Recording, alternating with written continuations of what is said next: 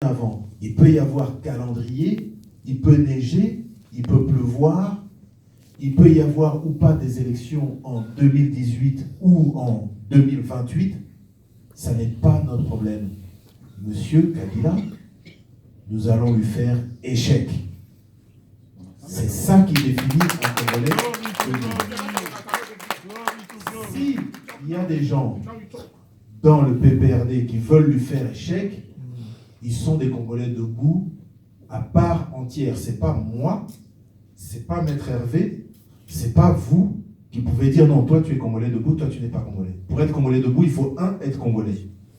2, il faut adhérer à ce principe-là d'engagement. 3, il faut respecter ce principe et cette obligation que nous fait notre Constitution de faire échec au pouvoir en place. Ça veut dire qu'il y a certainement aujourd'hui des policiers qui sont dans cette situation-là. Il y a certainement des membres des services de sécurité qui sont dans cette situation-là. Il y a certainement des militaires qui sont dans cette situation-là. Qui sommes-nous pour leur refuser de vouloir faire échec à M. Kabila? Je ne suis pas en train de faire un appel ici à la rébellion, encore une fois. Nous privilégions des moyens non violents. Seulement, nous pensons que nous arriverons à atteindre nos objectifs si l'ensemble de la société congolaise, pas seulement les gens de l'Ouest, pas seulement les gens de Kinshasa, pas seulement les gens des Kivu, pas seulement les gens du Kasaï, sont convaincus et sont engagés dans ce combat, mais l'ensemble des Congolais. Donc ça, c'était pour répondre à votre dernier point. Professeur, j'ai beaucoup aimé, j'ai beaucoup apprécié. Excusez-moi, vous avez été long, j'ai été long, encore plus long que vous. Mais vous m'excuserez, mais c'est l'occasion qu'on échange, donc je voudrais que ma pensée soit le plus claire possible. S'il y a des choses qui ne sont pas claires, n'hésitez pas à dire, mais oui, mais vous n'êtes pas clair, vous n'appelez pas un chat, vous me dites, c'est pas clair ce que vous pensez. Professeur, puisqu'on est là, et qu'on ne fait pas des discussions théoriques, mais qu'on est dans la pratique, j'ai beaucoup aimé l'idée, justement, qu'il faut qu'on travaille sur la formation des formateurs. Parce qu'effectivement, si la formation des formateurs n'est pas suffisamment complète, si on n'arrive pas à la modéliser, c'est-à-dire si on n'arrive pas à en faire vraiment un modèle de formation, et lorsque vous avez suivi ce modèle, vous sortez de là, vous êtes à même, vous-même, d'aller former d'autres. Je pense qu'effectivement, on n'arrivera pas à atteindre nos objectifs.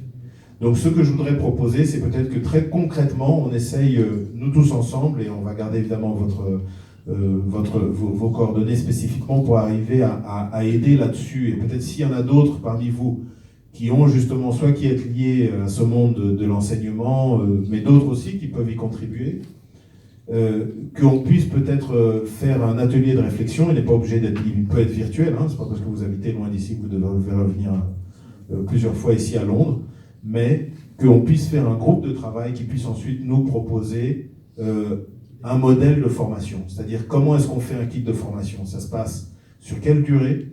Quel est l'appui didactique ou intellectuel qu'on peut produire? Quel est le mode de sélection?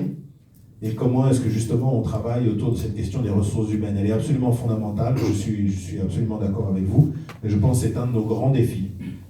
Vous nous excuserez, mais personne ici est professionnel dans l'engagement, dans les mouvements citoyens. Je pense à part Maître Hervé, lui, c'est une vedette dans le monde des mouvements citoyens, de la société civile, puisqu'il a défendu à plusieurs reprises beaucoup de militants engagés dans la société civile et d'activistes.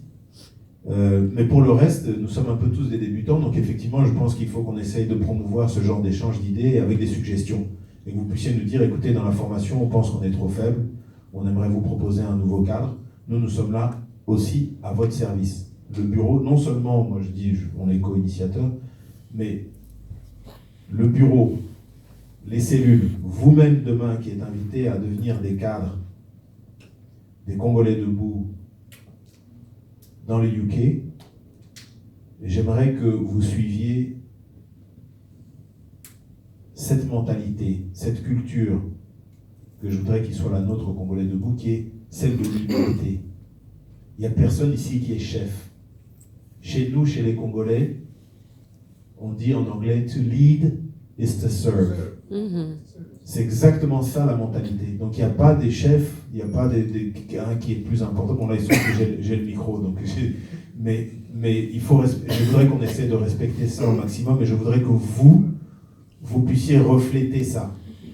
Lorsque demain vous serez ici et que vous aurez d'autres personnes à qui parler, je voudrais aussi que vous soyez un reflet de cette culture-là parce que je pense qu'elle va nous honorer. Il faut que dans la pratique, nous puissions montrer qu'on n'a pas seulement des belles idées, mais on les met aussi en pratique, nous, dans notre manière aussi d'évoluer dans le dialogue social. And now just to finish on your question.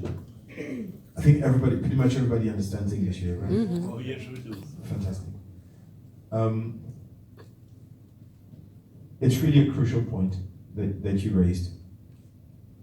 And it's been actually at the center of our thoughts, of our efforts, to say, well, you know, everybody here has a life, and a life abroad.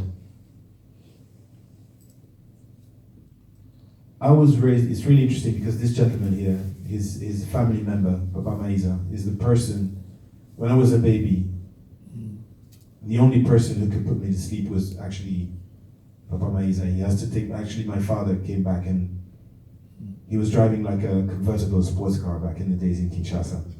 And my mom had to sit in the front and Papa Maiza had to come in the car and take me in his arms, otherwise I wouldn't sleep.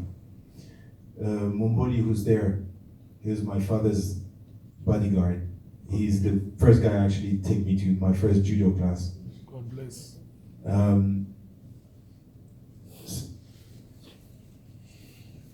I am the result of what my father made me. Okay, I don't have a Christian name. My name is Sindika because I was born in 72. Authenticity, etc., etc. It's part of my identity. Nobody can tell you that you're not Congolese, especially not Mr. Kabila and his friends.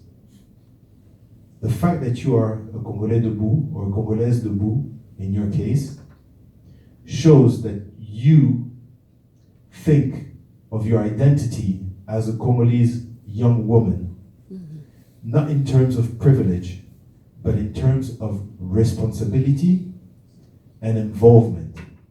So not only you are, but you have all the rights and you deserve to be a Congolese and a Congolaise debout. This is at the center of our fight. I want my children to be Congolais debout and to be real Congolese. And all of you here, I'm sure, who have children, who one day will have children, want the same thing.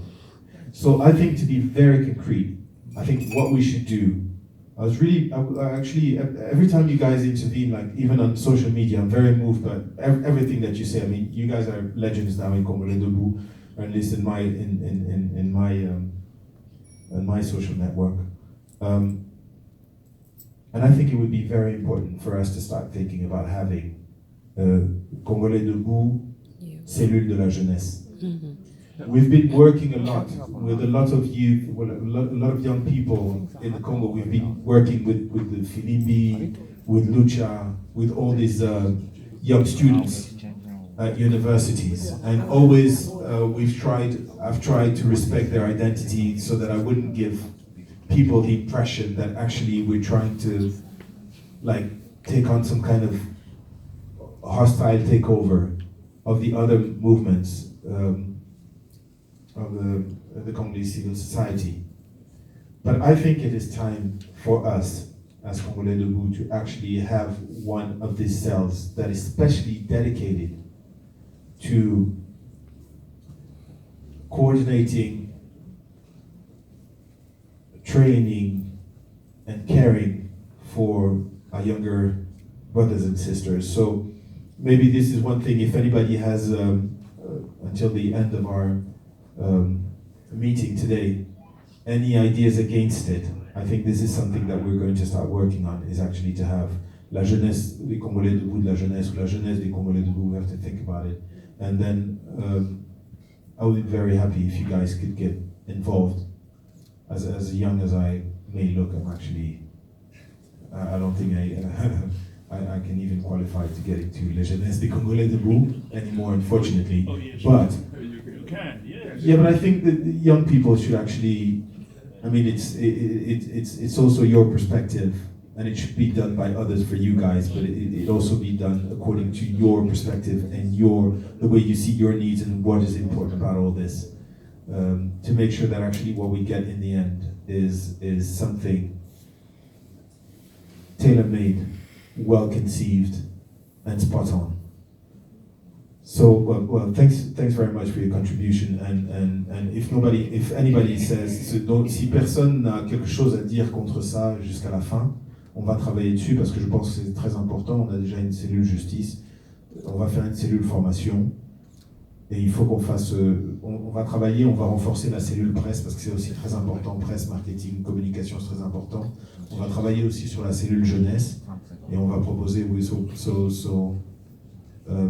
I know you guys have time, and I'd be very happy to see you guys involved in this, in the creation of this specific cell. Merci beaucoup. Ok, merci. On va passer à Une petite suggestion sur le point avant que ça se perde. Pardon? Une petite suggestion sur le point. Vous avez une suggestion? Voilà, Allez-y. j'ai écrit sur le papier là-bas.